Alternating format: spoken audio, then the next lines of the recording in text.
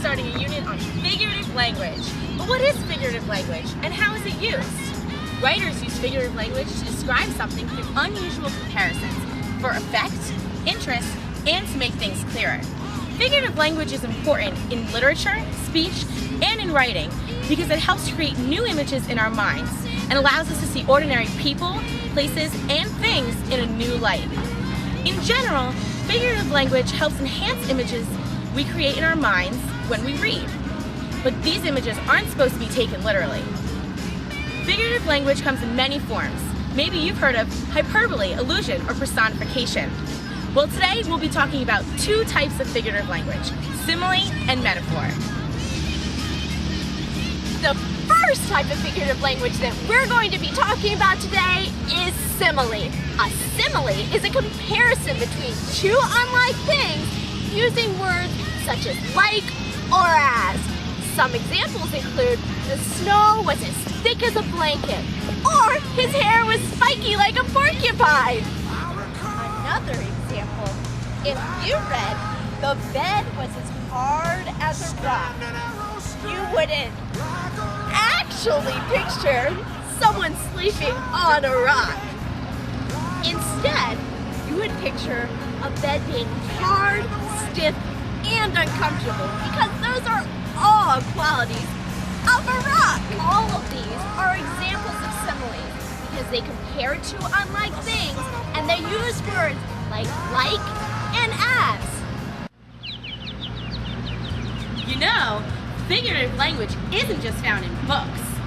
People use figurative language every day to better describe people, situations, and feelings. You've probably used figurative language yourself and you don't even know it. Maybe you said something like, "It's so hot out here, it feels like a sauna." Well, that's a simile because it compares two unlike things using the word like. Obviously, you're not in a sauna, but you're comparing the temperature outside to the intense heat you feel in a sauna. Or, has your mom ever told you you're such a couch potato because you've been watching TV all day? Well, this is a metaphor, and we'll get to that in a moment. But all of these sentences contain figurative language.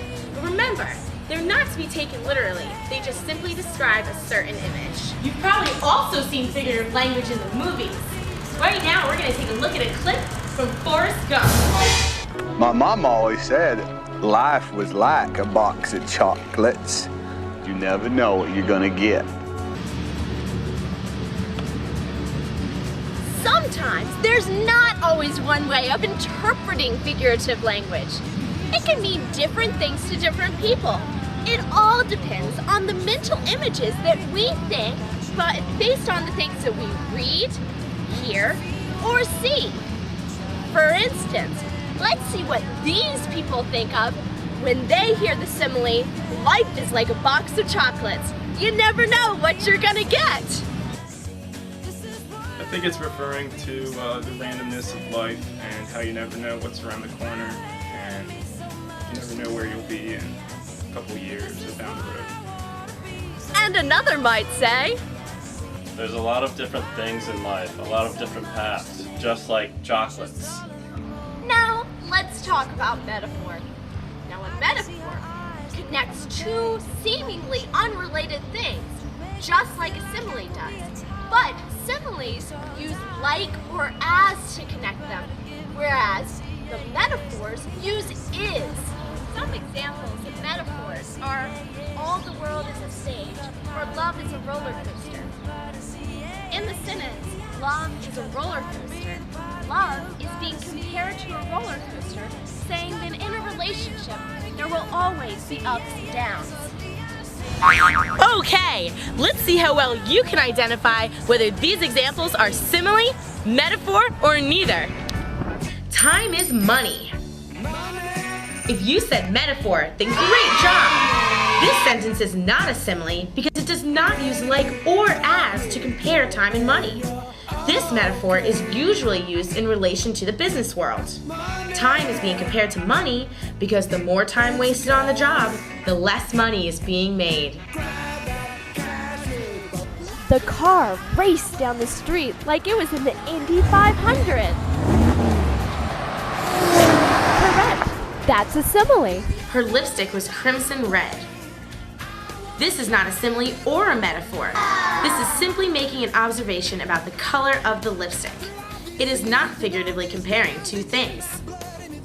But what if I were to say her lipstick was like blood and her eyes were like the blue pools in the lagoon?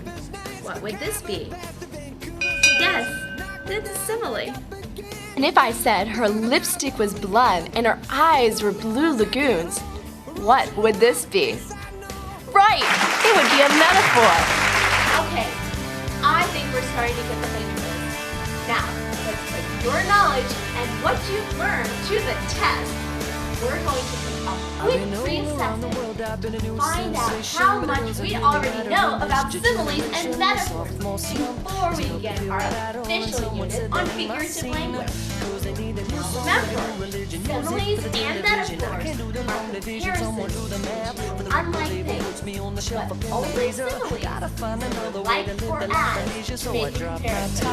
Good luck. Mix and a mingle. Is everybody ready for the single? And it goes ha la la la la. Now listen closer to the verse I lay. La la la la la. It's all about the wordplay. Ha la la la la. The wonderful thing it does because I am the wizard of oohs and ahs and fa la las. Yeah, the Mr. A to Z. They say I'm all about the wordplay. When it's time to get ill, I got your remedy. For those who don't remember me, well, let me introduce you to my style. I try to keep a jumble in the lyrics, never mumble when the music's making people tongue-tied.